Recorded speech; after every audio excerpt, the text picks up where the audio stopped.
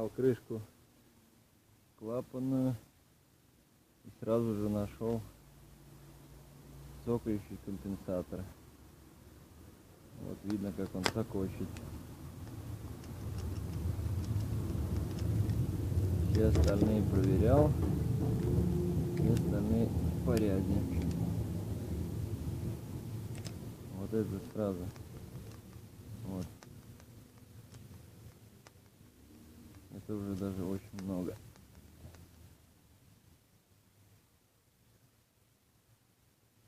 Вот, сейчас буду снимать ГРМ.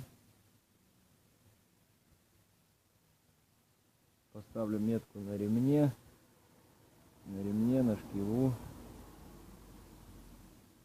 Ремень ослаблю, скину просто в сторону. Потом по этим меткам одену его обратно.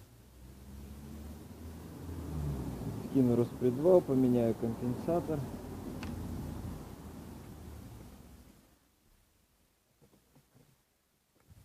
Вот он новенький такой.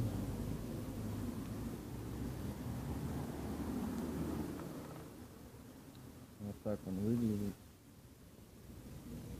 Вот.